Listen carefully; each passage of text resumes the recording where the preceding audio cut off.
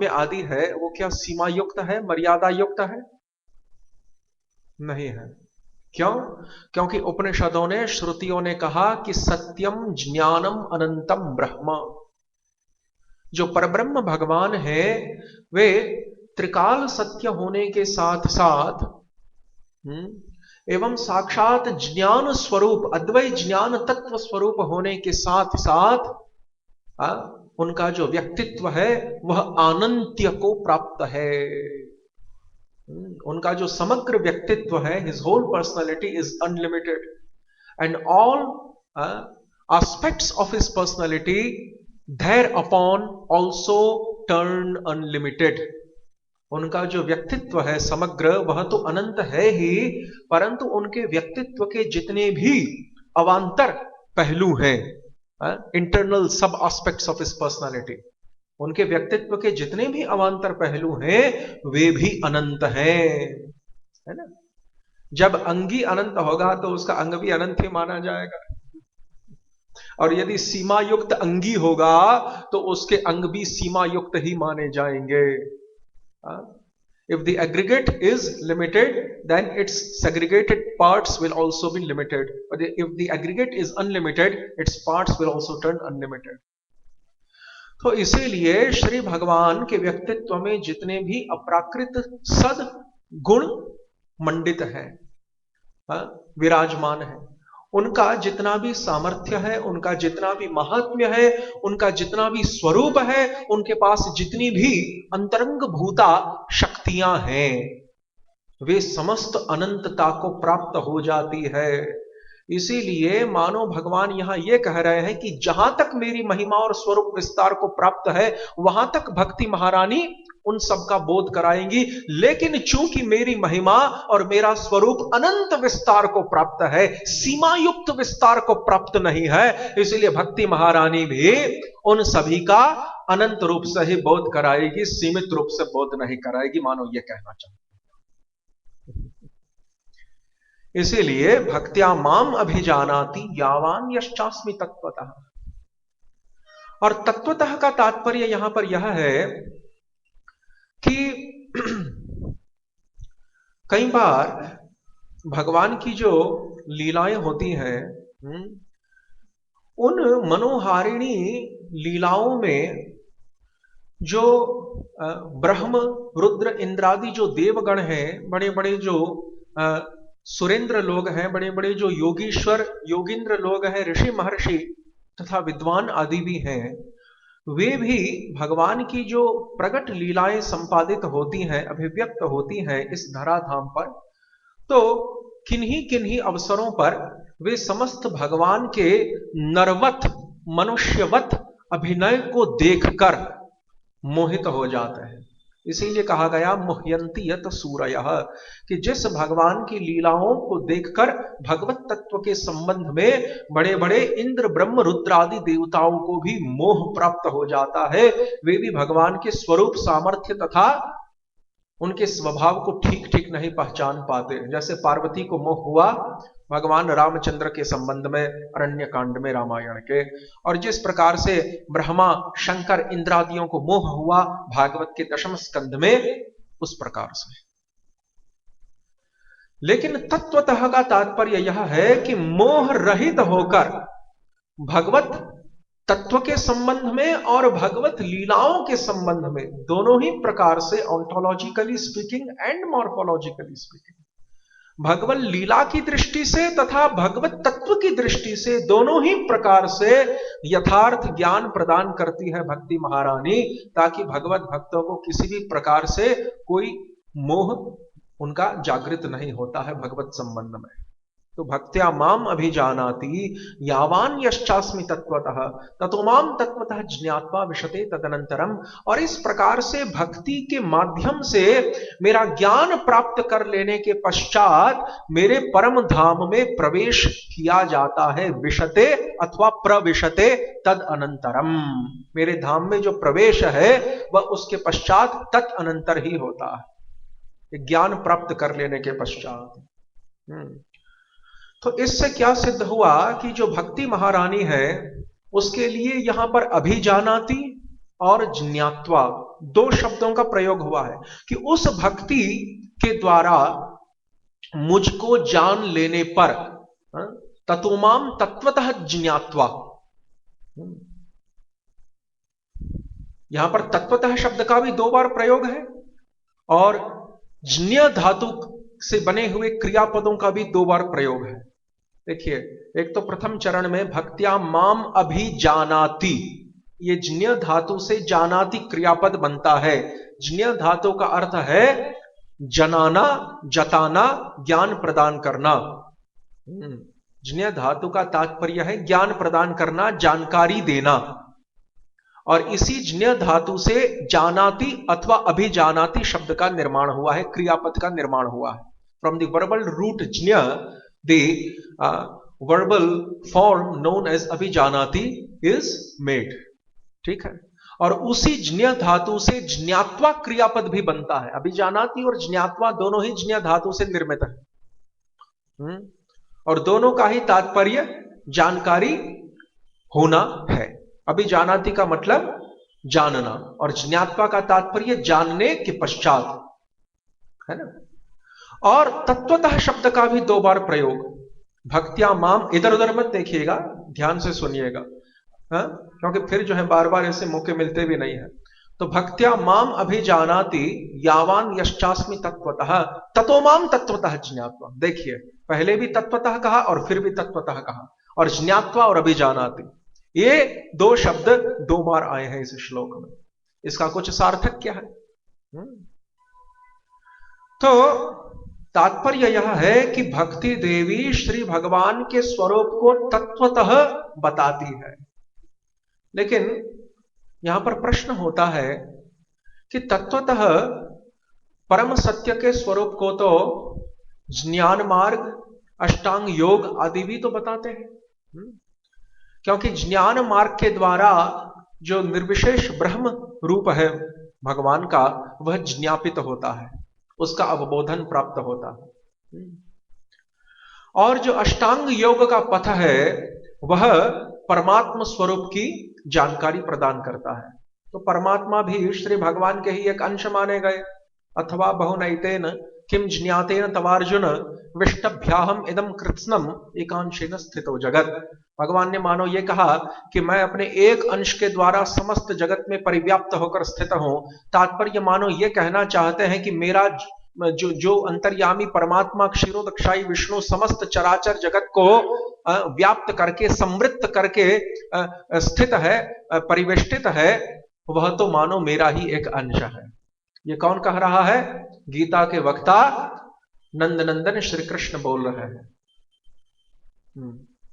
इसीलिए परमात्मा जो क्षीरोदक्षाई आदि विष्णु है, वे श्री श्याम सुंदर के अंश यहां पर सिद्ध होते हैं, प्रमाणित होते हैं गीता शास्त्र के आधार पर। और ब्राह्मणों ही प्रतिष्ठा हम अमृतस्य व्ययस्य च शाश्वतस्य च धर्मस्य सुखस्य एकांतिकस्य च, इन सभियों के आधार पर जो निर्विशेष ब्रह्म है, जो ज्योति स्वरूप है, वह भी श्री भगवान के सविशेष सच्चिदानंद विग्रह के ऊपर आश्रित आधारित माना गया। ठीक है ना। तो कहने का तात्पर्य है कि इस प्रकार से तात्विक जो परिज्ञान की यहां पर बात कर रहे हैं, तो क्या ये निर्विशेष परमात्मा स्वरूप के ज्ञान की बात कर रहे हैं, निर्विशेष ब्रह्म स्वरूप के ज्ञान की बात कर रहे हैं, अथवा अपना जो स्वांशभूत परमात्मा स्वरूप है उसके ज्ञान की बात कर रहे हैं भगवान, अथवा जीवात्मा का जो स्वस्वरूप संबंधी ज्ञान है उसकी भगवान यहां पर बात कर रहे हैं? किसकी बात कर रहे हैं? किस प्रकार के ज्ञान की बात कर रहे हैं? भक्ति से जो ज्ञान उत्पन्न होता है, तात्विक ज्ञान, यहां पर तत्वतः शब्द का अर्थ क्या है?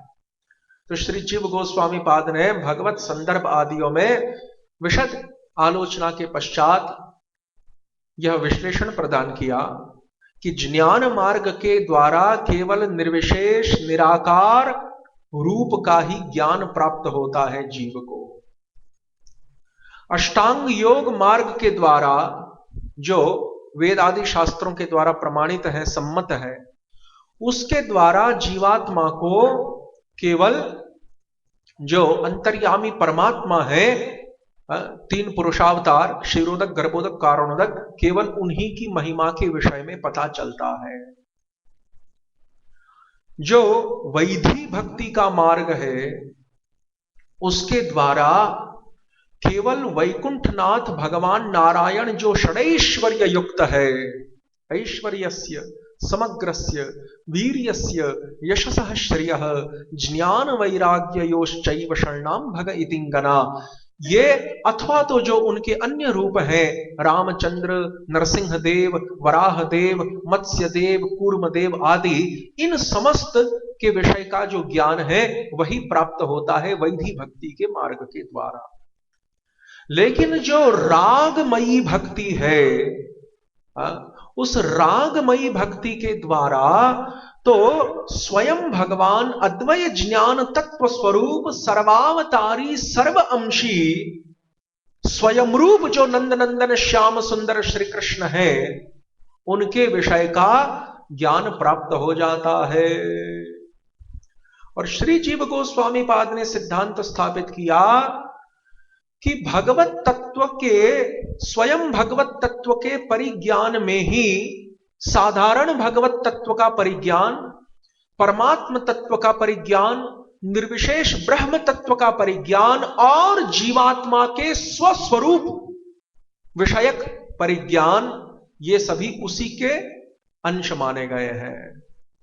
स्वयं भगवान का जो साक्षात्कार है, नंद नंदन के स्वरूप महिमा तत्व का जो यथार्थ ज्ञान है, उसी के आनुषंगिक फल माने गए निर्विशेष ब्रह्म का ज्ञान, परमात्मा स्वरूप का ज्ञान, सामान्य भगवत तत्व, तात्पर्य है नारायण, राम, नरसिंह, मत्स्य, वराह, कूर्म आदियों से जो सामान्य भगवत तत्व, एक होता है सामान्य भगवत तत्व, एक होता है स्वयं भगवत तत्व। तो स्वयं भगवत तत्व तो केवल श्री नंद नंदन श्याम सुंदर है। तो स्वयं भगवत तत्व के ज्ञान के हो जाने से जो सामान्य भगवत तत्व का ज्ञान है, जो परमात्मा स्वरूप का ज्ञान है, जो निर्विशेष ब्रह्म स्वरूप का ज्ञान है, जो जीवात्म स्वरूप का ज्ञान है, और जो माया तथा माया के कार्य इस जगत के स्वरूप का ज्ञान है, ये सभी अपने आप स्वयमेव स्वतः प्राप्त हो जाते हैं। तभी तो उपनिषद ने कहा कि यद ज्ञातम सर्वमेव विज्ञातम भवति, जिस परब्रह्म को जान लेने पर अन्य सब कुछ जान लिया जाता है, अन्य समस्त पदार्थों को पृथक रूप से, व्यष्टि रूप से जानने की कोई आवश्यकता नहीं रह जाती। यद ज्ञातम सर्वमेव विज्ञातम भवति, उपनिषदों ने कहा, श्रुतियों ने कहा कि जिस परब्रह्म का ज्ञान प्राप्त कर लेने पर अन्य कुछ भी जानना बाकी नहीं रह जाता। इसका तात्पर्य क्या है? इसका तात्पर्य है वयम तून वितृप्याम उत्तम श्लोक विक्रमे यृण्वताम रसज्ञानाम स्वादु पदे पदे। इसका तात्पर्य है सर्व वेदांत सारम ही श्रीमद् भागवत मिष्यते तद रसामृत तृप्तस्य नान्यत्र स्याद् रतिः क्वचित्।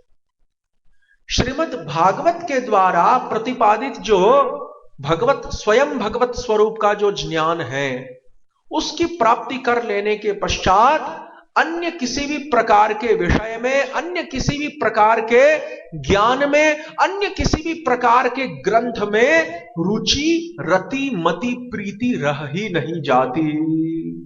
न अन्यत्र स्याद् रतिः क्वचित्।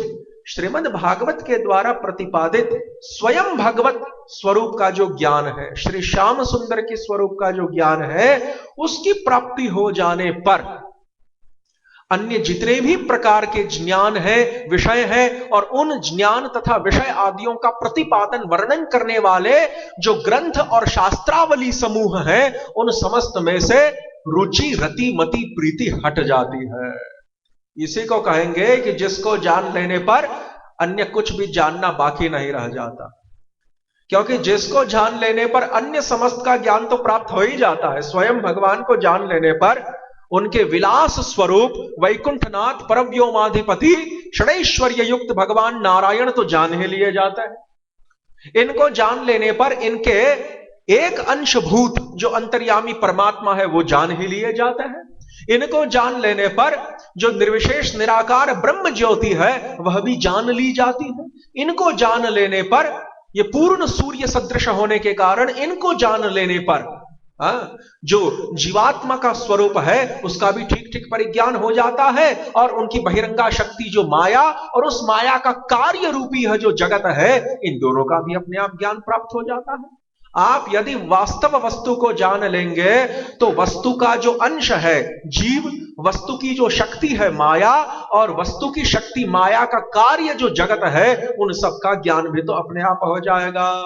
वस्तु ब्रह्म, वस्तुनः अंशः जीवः, वस्तुनः शक्ति माया, वस्तुनः कार्यम जगत च तत्सर्वम वस्तुएव। इसीलिए वस्तु केवल एक है, 2 3 4 10 नहीं हो सकती। ये सब कुछ एक वस्तु के ही अंतर्गत है। मूल वस्तु का ज्ञान प्राप्त होने पर उसकी बहिरंगा शक्ति, उसका विभिन्नांश, उसकी बहिरंगा शक्ति का कार्य, उसकी अंतरंगा शक्ति, इन सब का ज्ञान, और उस वस्तु की भी जितनी अवस्थाएं हैं ब्रह्म परमात्मा भगवान आदि, इन समस्त का ज्ञान अपने आप हो जाता। That is why we should hit at the root. इसीलिए जो मूल है उसी के ऊपर अपना ध्यान केंद्रित करना चाहिए। तो निर्विशेष ब्रह्म के साक्षात्कार को स्वयं भगवत तत्व के साक्षात्कार का आनुषंगिक गौण फल माना गया। परमात्म तत्व के साक्षात्कार को, और यहां तक कि परव्योमाधिपति नारायण भगवान के तत्व के साक्षात्कार को भी स्वयं भगवत तत्व गोविंद देव के साक्षात्कार का केवल अंश अथवा आनुषंगिक गौण फल माना गया। और भगवत तत्व का, स्वयं भगवत तत्व का ठीक ठीक साक्षात्कार हो जाने पर जीवात्म तत्व का भी अपने आप साक्षात्कार हो जाता है। उसके लिए पृथक प्रयास नहीं करना पड़ता। क्यों? क्योंकि श्रीमद् भागवत में कहा गया, भयम द्वितीयाभिनिवेशतः स्याद् ईशाद अपेतस्य विपर्ययो स्मृति। जीवात्मा अपने आप को जो त्रिगुणात्मक मान लेता है, माया संसृष्ट पदार्थ मान लेता है, लेकिन इस द्वितीय पदार्थ में स्थूल सूक्ष्म शरीर आदियों में अभिनिवेश होने का भी मूल कारण क्या है जीवात्मा का? स्वस्वरूप विस्मृति, मैं कौन हूं इस बात को भूल जाना। लेकिन भयम द्वितीयाभिनिवेशतः स्याद् ईशादपेतस्य विपर्ययो स्मृति, लेकिन स्वस्वरूप को भूल जाने का भी मूल कारण क्या? तो बताया गया कि ईशाद अपेतस्य भगवद बहिर्मुखता। भगवत बहिर्मुखता को किस प्रकार से श्री जीव गोस्वामी पाद भक्ति संदर्भ के प्रारंभ में निरूपित करते हैं? कहते हैं कि भगवत संसर्ग ज्ञान अभाव, भगवान के ज्ञान का प्राग अभाव होना, अनादिकालीन अभाव होना। भगवत संबंधी जो ज्ञान है उसका अनादिकालीन अभाव होना, इसी को यहां पर मूल कारण माना जाएगा स्वस्वरूप की विस्मृति का भी। क्योंकि यदि कृष्ण की ही हमें जानकारी नहीं है तो ये हम कैसे जानेंगे कि हमारा स्वरूप है कृष्ण के दासत्व का। जेवेर स्वरूप है कृष्णेर नित्य दास, है ना। और कृष्णेर तटस्था शक्ति भेदा भेद प्रकाश, हम कृष्ण के नित्य दास हैं, लेकिन कृष्ण को ही नहीं जानते हैं तो हम ये कैसे जान पाएंगे कि हम कृष्ण के नित्य दास हैं? ये तो मानो इस प्रकार से हो गया कि शस्त्र क्या होता है ये हम नहीं जानते हैं, फिर भी हम बक रहे हैं कि ये लोग शस्त्रधारी। हम बक रहे हैं अपने मुंह से कि देखिए फलाने अमुक जो लोग हैं यहां पर खड़े हैं वे शस्त्रधारी हैं, लेकिन हमें ये पता ही नहीं है कि शस्त्र होता क्या। तो उस प्रकार से कृष्ण तत्व का परिज्ञान तो नहीं है, लेकिन कृष्ण तत्व का परिज्ञान न होने पर यह परिज्ञान कैसे हो सकता है कि मुझ जीवात्मा का स्वरूप है कृष्ण के नित्य दासत्व का। इसीलिए जीवात्मा के स्वरूप का ज्ञान स्वयं भगवान के ज्ञान के ऊपर निर्भर है, इंडिपेंडेंट नहीं है। Realisation of soul is not independent, it is dependent on the realisation of godhead. ये सबसे बड़ा सिद्धांत श्री जीव गोस्वामी पाद संदर्भों में स्थापित करते हैं। जबकि अद्वैत वेदांती जो शांकर मतावलंबी आदि लोग हैं, वे क्या करते हैं, जीवात्मा के स्वरूप के ज्ञान के आधार पर ब्रह्म के स्वरूप का निर्धारण करने की कोशिश करते हैं। इसी को कहते हैं आरोहवाद, ऊपर से नीचे तक जाना, असेंडिंग प्रोसेस। जबकि हम वैष्णव लोग डिसेंडिंग प्रोसेस, अवरोहवाद, श्रौत पथ का अवलंबन करते हैं। हम ऊपर से नीचे तक आते हैं, हम भगवत तत्व का परिज्ञान प्राप्त करके तत्पश्चात अन्य सब चीजों का परिज्ञान लेते हैं। यद विज्ञातम सर्वमेव विज्ञातम भवति, जिस पर ब्रह्म को जान लेने पर अन्य सबको जान लिया जाता है। यह नहीं कहा कि जिस एक जीव को या एक जड़ पदार्थ को या बहुतेरे जीवों को या बहुतेरे जड़ पदार्थों को जान लेने पर जिस ब्रह्म को जान लिया जाए, इस प्रकार से उल्टी बात नहीं कही गई शास्त्रों में, एकदम सीधी बात कही गई है। तो जब सीधी बात कही गई है तो फिर आदि शंकर जब शारीरक मीमांसा भाष्य इस प्रकार का नामकरण करते हैं अपने ब्रह्म सूत्र के वेदांत के भाष्य का, तो वो ठीक इसके विपरीत आचरण करते हैं। क्यों? क्योंकि शारीरक मीमांसा भाष्य, शारीरक किसको माना गया शांकर वेदांत में? शांकर वेदांत में आचार्य शंकर की विचारधारा में शारीरक उस पदार्थ को माना गया जो शरीर अथवा देह के भीतर निवास कर रहा है, जो देही है, जो शरीरी है, उसी को शारीरक माना गया। और वो कौन है? जीवात्मा, व्यष्टि जीव, individual living entity who is residing within the gross and subtle bodies, undertaking them, being embodied by them। ठीक है ना? तो सूक्ष्म तथा स्थूल शरीरों के भीतर जो जीवात्मा निवास करता है वो शारीरक, देही अथवा शरीरी सिद्ध होता आत्मा। और उस शारीरक आत्मा की मीमांसा के आधार पर उस देह के भीतर निवास करने वाला जो जीवात्मा है, उस जीवात्मा के स्वरूप के विश्लेषण के आधार पर ब्रह्म के स्वरूप का विश्लेषण और ज्ञान प्राप्त करना, यह है शारीरक मीमांसा भाष्य का उद्देश्य, जो एकदम उपनिषदों की विचारधारा के खिलाफ है, विरोध में है, प्रतिकूल है।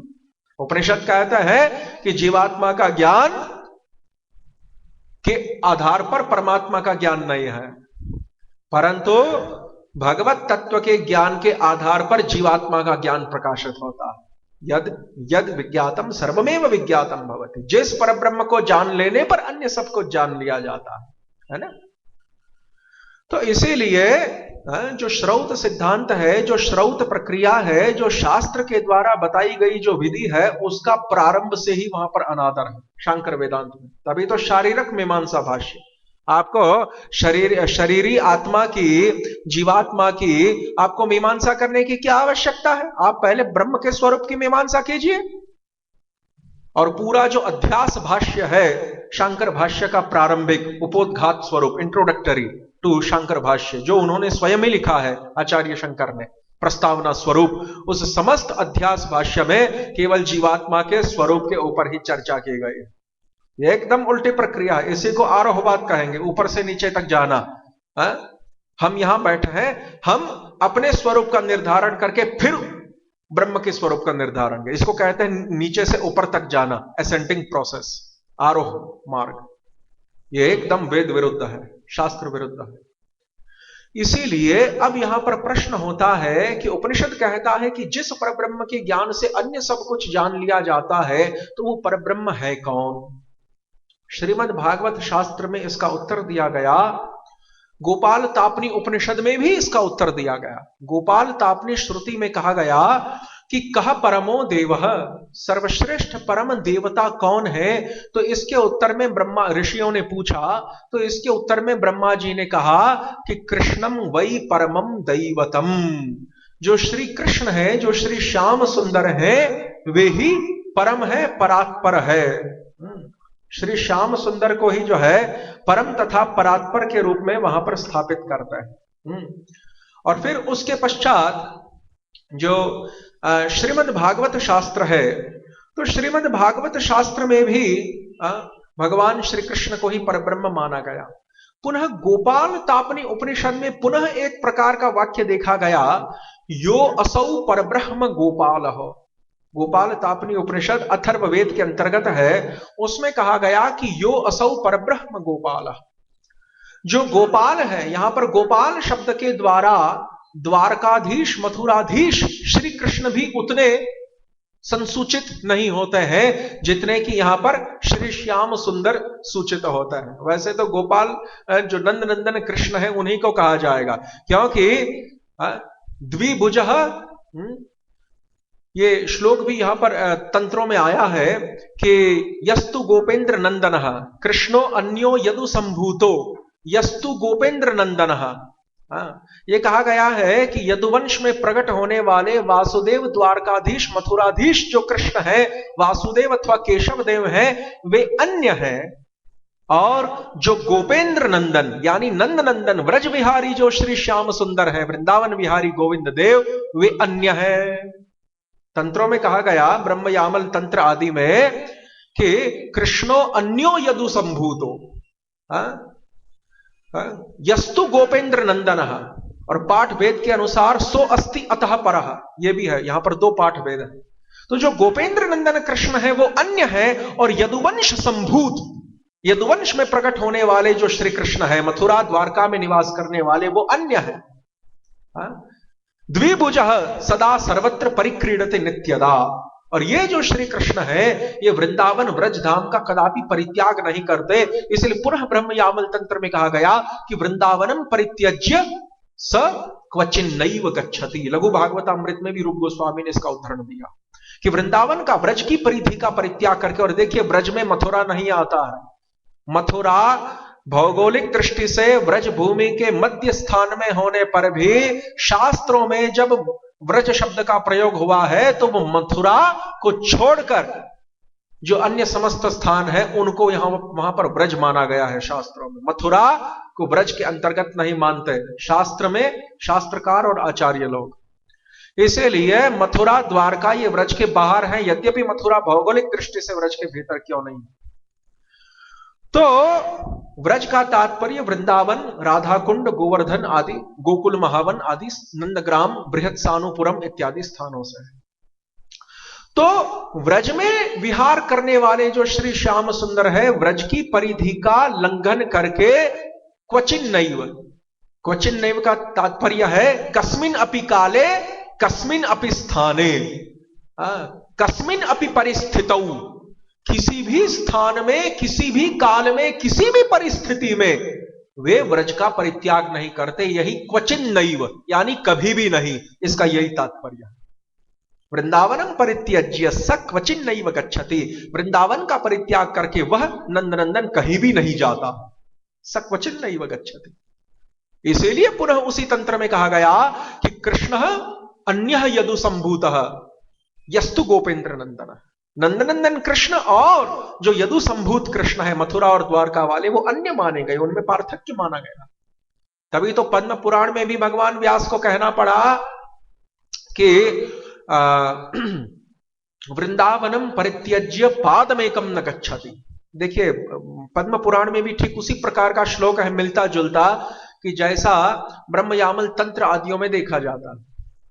तो वृंदावनम परित्यज्य पादमेकम न गच्छति, वृंदावन का उपलक्षण के द्वारा समस्त ब्रज भूमि का परित्याग करके श्री नंद नंदन श्याम सुंदर एक पैर भी जो है ब्रज की परिधि के बाहर रखना पसंद नहीं करते। पादमेकम न गच्छति, एक पैर, पादम एकम, एक चरण भी जो है ब्रज के बाहर रखना पसंद नहीं करते। इसीलिए सिद्धांत की दृष्टि से, अकॉर्डिंग टू ऑन्टोलॉजिकल पर्सपेक्टिव, सिद्धांत की दृष्टि से नंदनंदन श्याम सुंदर, मथुराधीश केशवदेव, द्वारकाधीश वासुदेव, जो कुरुक्षेत्र में भी देखे जाते हैं, हस्तिनापुर आदियों में, और उधर राम, नरसिंह, वाराह, मत्स्य कूर्म और वैकुंठनाथ नारायण आदि, ये समस्त जो है तात्विक दृष्टि से, ऑन्टोलॉजिकल पर्सपेक्टिव में एक ही व्यक्ति है। तभी तो रूप गोस्वामी पाद कहते हैं कि सिद्धांततः तु अभेदे अपि श्रीश कृष्ण स्वरूपयो। लेकिन एक ही व्यक्ति होने पर भी लीला की दृष्टि से, मॉर्फोलॉजिकल पर्सपेक्टिव में, नंद नंदन श्याम सुंदर कभी भी व्रज का परित्याग नहीं करते। और मथुरा, द्वारका आदि किसी भी स्थान में नहीं जाते। इसीलिए लीला की दृष्टि से नंद नंदन श्याम सुंदर का अन्य समस्त स्वरूपों के साथ भेद सुसिद्ध होता है, प्रमाणित होता है ना। तो इन आधारों पे यह माना गया है कि यो असौ परब्रह्म गोपाल। गोपाल का तात्पर्य गोप तथा गोपियों के समूह का जो पालन करने वाले हैं वे। और ऐसे श्री कृष्ण द्वारका अथवा मथुरा में नहीं देखे जाते, केवल व्रज में ही दृष्टिगोचर होते हैं। व्रज में ही तो उन्होंने गोपालन किया है ना। तो इसीलिए यो असौ परब्रह्म गोपाल, जो नंद नंदन श्याम सुंदर है, जो गोपाल है, जो गोविंद है, वही परब्रह्म है। ऐसा गोपाल तापनी उपनिषद अथर्ववेद ने कहा। तभी तो श्रुतियों का कहना कि यद विज्ञातम सर्वमेव विज्ञातम भवति, जिस ब्रह्म को जान लेने पर अन्य सब कुछ जान लिया जाता है। तात्पर्य परब्रह्म गोपाल स्वयं भगवान स्वयं रूप को जानने से। तभी तो पुनः ऋग्वेद के अंतर्गत आने वाला जो कृष्णोपनिषद है उसको भी कहना पड़ा कि कृष्णो ब्रह्मैव शाश्वतम। जो श्री कृष्ण है वे शाश्वत रूप से ब्रह्म है। जो श्री कृष्ण है वे शाश्वत रूप से ब्रह्म है। कृष्णो ब्रह्मैव शाश्वतम, वे निश्चित रूप से, एव का तात्पर्य निश्चित रूप से होता है और एव का तात्पर्य केवलार्थ में भी होता है। केवलार्थ और निश्चयार्थ, ये दो में जो है एवकार पर्यवसित होता है। तो एव का तात्पर्य निश्चित रूप से और केवल श्री कृष्ण ही परब्रह्म है शाश्वत दृष्टि से। कृष्णो ब्रह्मैव शाश्वतम, ऐसा ऋग्वेदीय कृष्णोपनिषद का भी कथन। और तत्पश्चात ये तो श्रुतियां हो गई। अब स्मृतियों की बात करें तो पुराणों में विष्णु पुराण को भी कहना पड़ा कि यत्रावतीर्णम कृष्णाख्यम परब्रह्म नराकृति, कि जिस मथुरापुरी में परब्रह्म श्री कृष्ण नामक परब्रह्म मनुष्य के आकार में, नर के आकार में प्रकट होते हैं। यत्रावतीर्णम कृष्णाख्यम परब्रह्म नराकृति, जिस मथुरापुरी में श्री कृष्ण जो परब्रह्म है वे साक्षात नराकृति में, मानवाकृति में जो है प्रकट होते हैं, अभिव्यक्त होते हैं, प्रकाशित होते हैं, है ना। ये स्मृतियों का प्रमाण। यहां पर भी श्री कृष्ण ही परब्रह्म, गीता में भी परम ब्रह्म परम धाम पवित्रम परमम भवान कहा गया। तो उस दृष्टि से तो मथुरा देश, द्वारका देश कृष्ण भी परब्रह्म है। लेकिन फिर ये सभी स्वयं भगवान होने पर भी स्वयं रूप नहीं है। स्वयं भगवान में भी पुनः स्वयं रूप वाला भेद आ जाता है। तो स्वयं भगवान कैटेगरी में भी जो स्वयं रूप है वे तो केवल नंद नंदन ही हो सकते हैं। मथुरा द्वारका वाले कृष्ण भी वे नहीं। ये सब जो है हमारे आचार्य उपाधियों के विश्लेषण से सिद्ध होता है। और फिर पुनः भागवत को कहना पड़ा कि अहो भाग्यम नंद गोप व्रजौकसाम यन्मित्रम परमानंदम पूर्ण ब्रह्म सनातनम। अरे कैसा जो है अनिर्वचनीय महत् सौभाग्य है। अहो विस्मयकारी कैसा जो है अनूठा सौभाग्य है इन नंद गोप यशोदा आदि गोप गोपी रूपी जो व्रजवासी है उनका। नंद यशोदा आदि जितने भी ये व्रजवासी परिकर हैं उन समस्त का कैसा यह अनूठा सौभाग्य है कि साक्षात परमानंद स्वरूप, रस स्वरूप, सनातन ब्रह्म स्वरूप जो भगवान है वे ही इनके मित्र बनकर, इनके पुत्र बनकर, इनके द्वारा लालित पालित होने वाले पुत्र बनकर, शिशु बनकर इनके नंदालय के प्रांगण में खेल रहे हैं, बालकोचित क्रीड़ा को संपन्न कर रहे हैं। अहो भाग्यम नंद गोप व्रजौकसाम यन्मित्रम परमानंदम पूर्ण ब्रह्म सनातनम। और श्री श्याम सुंदर जो नंद व्रजवासियों के मित्र बने हुए हैं वे सनातन पूर्ण ब्रह्म है। पूर्ण ब्रह्म है। पूर्ण ब्रह्म कहने का तात्पर्य वैकुंठनाथ नारायण, शिरोरक्षाई विष्णु रूपी परमात्मा, निर्विशेष ब्रह्म ज्योति, ये सभी जो है पूर्ण ब्रह्म नहीं कहला सकते। पूर्ण ब्रह्म केवल नंद नंदन श्याम सुंदर ही कहला सकता है। तभी तो पूर्ण ब्रह्म सनातनम जैसे शब्दों का यहां पर प्रयोग किया गया है। तो कहने का यहां पर तात्पर्य यह है कि इस प्रकार से पुनः तो वहां गौतमीय तंत्र में भी एक प्रकार की उक्ति देखने को मिलती है कि कृषिभूर्वाचक शब्दो नश्च निर्वृत्तिवाचक तयोरैक्यम परम ब्रह्म कृष्णम इति अभिधीयते। कृष और ण, दो के योग से कृष्ण शब्द बनता है। तो अभी यौगिक अर्थ निकाला जा रहा है कृष्ण शब्द का कि कृष्ण धातु के द्वारा नित्य आकर्षणकारिणी सत्ता का बोध होता है। Eternal existence replete with full attraction, eternal perpetual existence, everlasting existence replete, permeated with full attraction, है ना।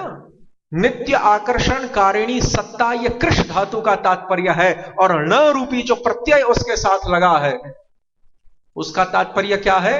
निर्वृत्तिवाचक, जो साक्षात परमानंद रस स्वयं है। तो परमानंद रसमय और नित्य आकर्षणकारिणी सत्ता जिनकी है, और इन दो गुणों का जो ऐक्य है, नित्य आकर्षणकारिणी सत्ता और परमानंद रसमय अस्तित्व, ये दोनों का जो योग है, ये दोनों का जो ऐक्य है, वननेस, इसी को कृष्ण नामक परब्रह्म कहा जाएगा। तयोरैक्यम परम ब्रह्म कृष्णम इति अभिधीयते, इन दोनों के ऐक्य को ही परब्रह्म कृष्ण नाम से कहा जाता है। बृहद गौतम ये तंत्र का वचन।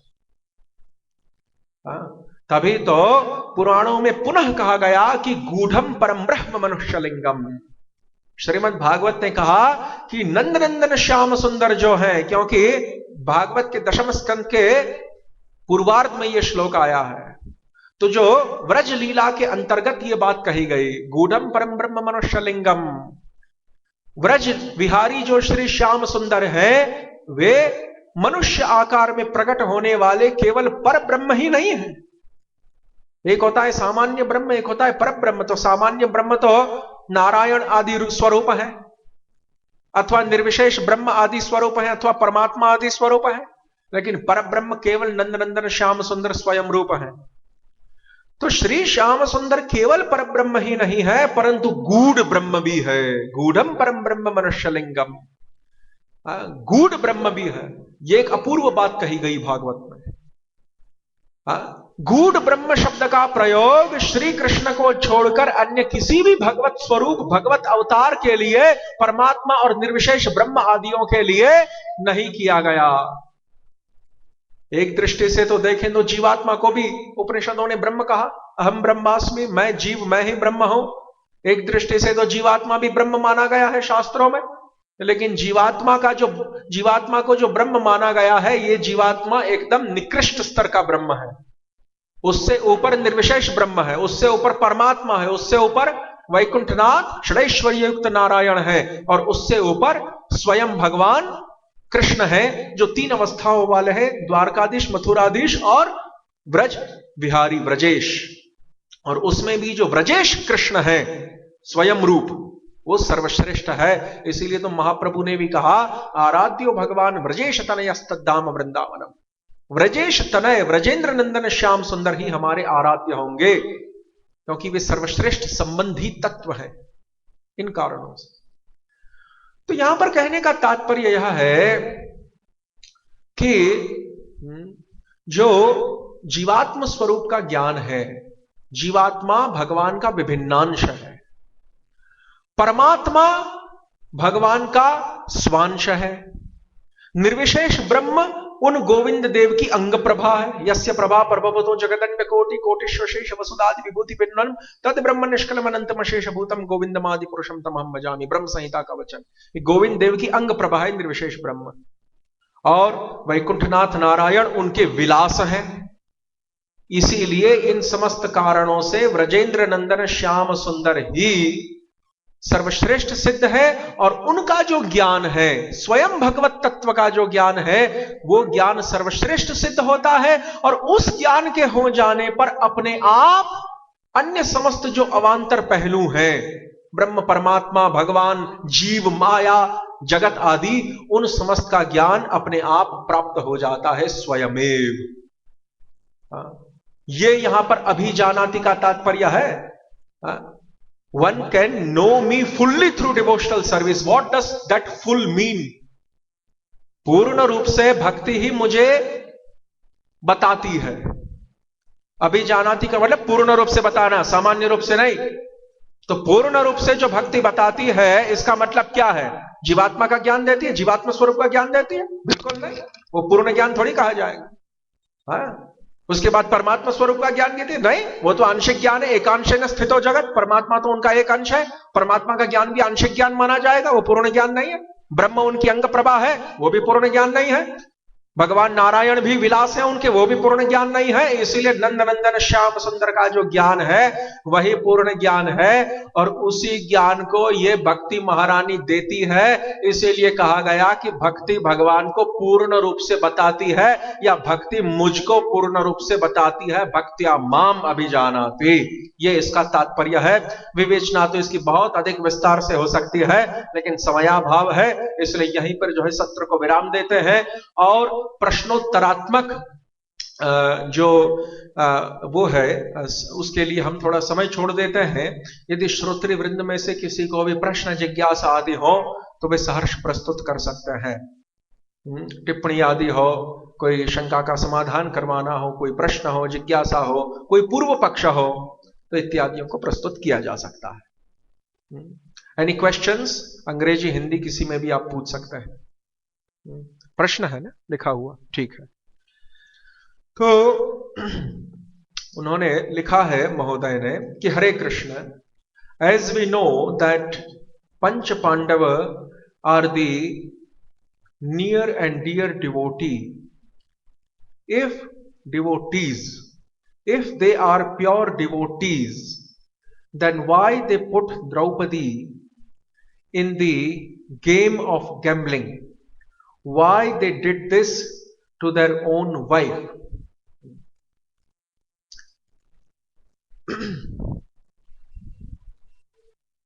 भगवान के नित्य सिद्ध परिकरों को, जो कि पंच पांडव हैं और द्रौपदी भी है, द्रौपदी पंच पांडव आदि भगवान की द्वारका लीला के नित्य सिद्ध परिकर माने गए। तो भगवान के नित्य सिद्ध परिकरों को संचालित, नियमित और अनुग्रहित यदि कोई करती है तो वह केवल भगवान की योग माया नामक शक्ति करती है।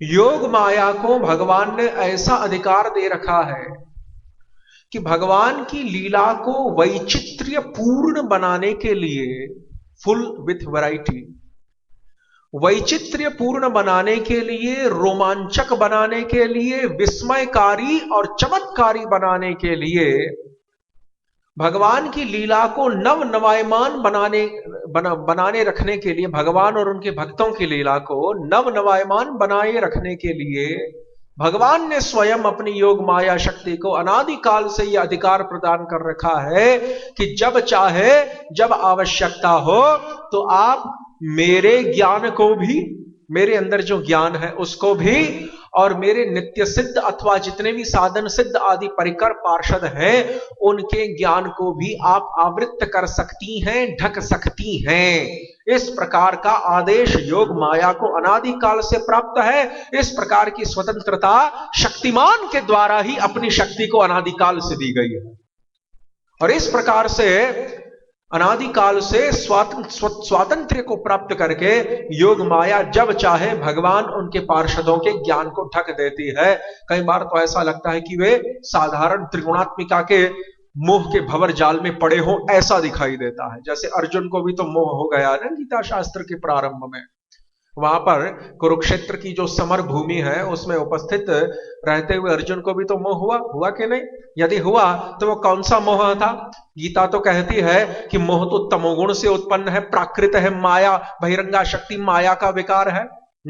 मोह तो जो है तामसिक माना गया। प्रमाद मोहौ तमसो भवतो अज्ञानमेव, गीता में कहा कि प्रमाद, मोह और अज्ञान ये तीनों ही तमोगुण से उत्पन्न है। तो यदि अर्जुन को मोह प्राप्त हुआ है गीता शास्त्र के प्रारंभ में, तो क्या वो तामसिक मोह है?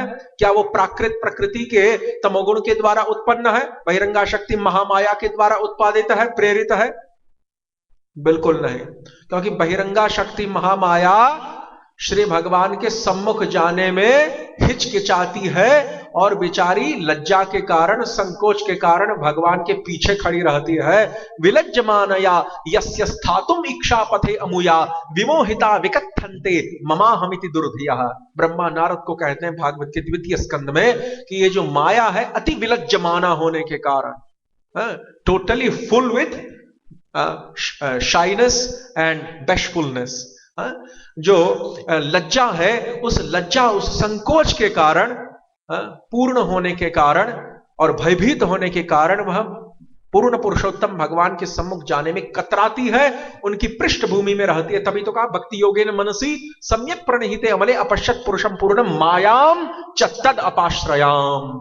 माया पूर्ण पुरुषोत्तम भगवान श्री कृष्ण के अपाश्रित होकर बैठी हुई है। अपाश्रित का मतलब क्या है? अपकृष्ट आश्रय यस्मिन इति अपाश्रय। जीव गोस्वामी इस प्रकार से समझाते हैं तत्व संदर्भ में। अपाश्रय का मतलब है जिनके पीछे सहारा लेकर खड़ी हुई हो, जिनके आगे आने की हिम्मत जिसमें ना हो, है ना। तो इसीलिए जो महामाया है, त्रिगुणात्मिका बहिरंगा शक्ति, एक्सटर्नल पोटेंसी जो माया देवी है, वे तो भगवान के सम्मुख आते ही नहीं है, भगवान के पीछे बेचारी खड़ी रहती हैं। और जो भगवान के भक्त हैं, शुद्ध भक्त, भगवान के पार्षद आदि, जैसे यहां पंच पांडव हैं, तो भगवान के जो शुद्ध भक्त हैं वे तो साक्षात भगवान के शुद्ध भक्तों के हृदय में तो भगवान ही स्वयं विराजमान हो जाता है। साधवो हृदयम मह्यम साधुनाम हृदयम त्वहम। भगवान ने कहा कि मैं स्वयं साधुओं का हृदय हूं, यानी कि मैं स्वयं साधुओं के हृदय में जाकर उपस्थित हो। अंतर्यामी परमात्मा क्षीरोदक शाही विष्णु तो पहले से ही वहां बैठा हुआ था, लेकिन अब मैं स्वयं जाकर वहां विराजित होता हूं, मैं स्वयं भगवान खुद। हाँ, और इसीलिए कह रहे हैं कि नाहम वसामि वैकुंठे योगिनाम हृदयेषु च मदन्य मदभक्ता यत्र गायन्ति तत्र तिष्ठामि नारद। पुराणों में कहा गया, हे नारद, योगियों के हृदय में परमात्मा तो है।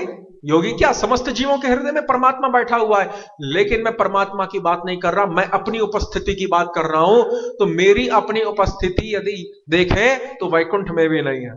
प्रश्न उठा कि नहीं, वैकुंठ में तो भगवान की नित्य अवस्थिति मानी गई, लेकिन मानो भगवान ये कहना चाहते हैं कि वैकुंठ में मेरी जो नित्य अवस्थिति है वहां पर मैं तो विराजमान हूं, मेरा रूप तो विराजमान रहता है, लेकिन मेरा जो हृदय है वो वहां पर विराजमान नहीं रहना चाहता। मुझे वहां विराजमान रहना पड़ता है वैकुंठ में, नो डाउट, निसंदिग्ध रूप से, लेकिन मैं वहां विराजमान नहीं रहना चाहता, मेरा हृदय वहां विद्यमान नहीं रहना चाहता। मेरा हृदय वहां पर विद्यमान रहना चाहता है।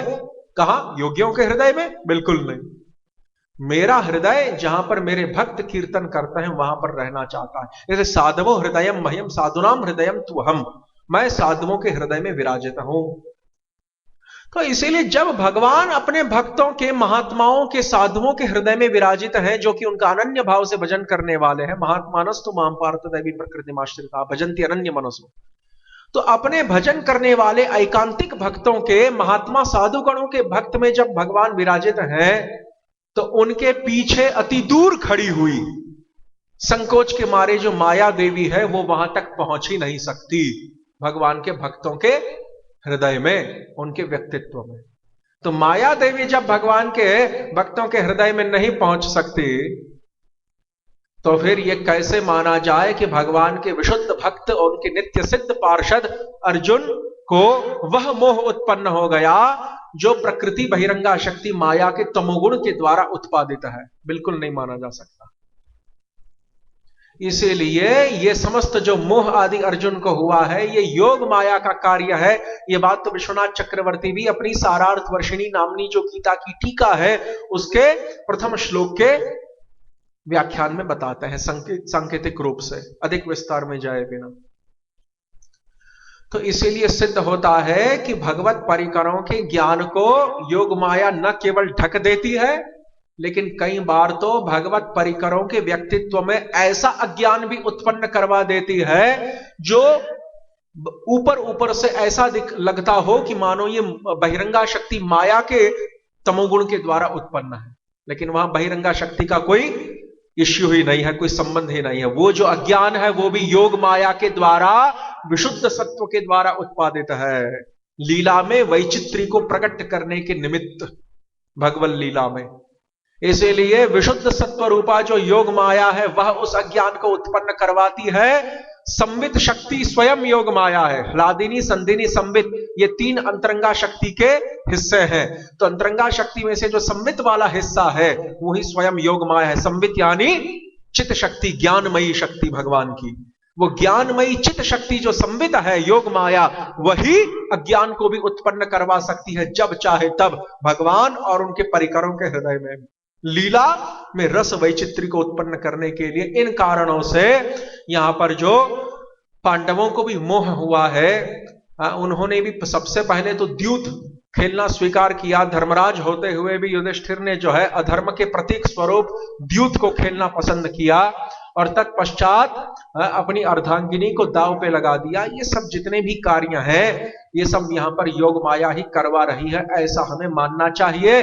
प्रकारांतर से हम ये भी समझ सकते हैं कि श्री गीता शास्त्र का उपदेश जगत जीवों को प्रदान करना था भगवान को, इसीलिए गीता शास्त्र जो है, गीता के पीछे, गीता इतनी सहजता से प्राप्त नहीं हुई है। गीता के पीछे वारणावत का इतिहास छिपा है, कलंकित। गीता के पीछे भीमसेन को विष देने का कलंकित इतिहास छिपा है। गीता के पीछे उस असत सभा में, दुष्टों की सभा में, एक कुल वधू के मान सम्मान के अपहरण की कथा छिपी हुई है। गीता के पीछे इतना सब छिपा है। ये सभी कारणभूत बने गीता की उत्पत्ति के। इसलिए गीता को इतनी सहजता से प्राप्त नहीं हुई है हम लोगों को कि जितना कई बार हम चीपली जो है उसको ले लेते हैं सस्ते रूप से। गीता के पीछे इतने सब कारण जो है विद्यमान है। ये सब हुआ तब जाके गीता प्रकट हुई है। इसलिए यह भी माना जा सकता है कि भगवती योग माया ने गीता शास्त्र को प्रकट करवाने के लिए ही ये जितने भी महाभारत की पूर्व कथाएं हैं उन सभी को घटित करवाया। द्रौपदी के चीरहरण को भी घटित करवाया, युधिष्ठिर के द्वारा द्यूत को भी खिलवाया, और इस प्रकार से युधिष्ठिर को जो है अपनी अर्धांगिनी कृष्णा द्रौपदी याज्ञसेनी को दांव पे रखने की भी प्रेरणा दी। ये सब जो है गीता शास्त्र को ही प्रकट करवाने के लिए है, और वहां अर्जुन का जो मोह है वो भी गीता शास्त्र को ही प्रकट करवाने के लिए है। हरे कृष्ण कृष्ण कृष्ण हरे हरे, हरे राम राम राम हरे हरे, निताई गौर प्रेमानंदे हरि हरि बोल। जगत गुरु श्रील प्रभुपाद की जय हो। हरे कृष्ण।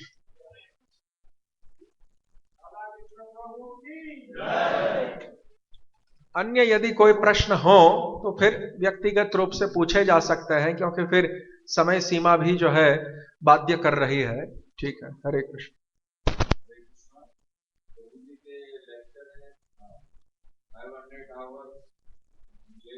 हिंदी 250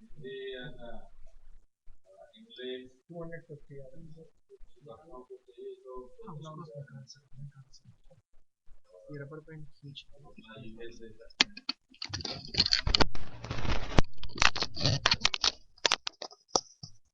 ध्यान से, टूट चुका है ऑलमोस्ट।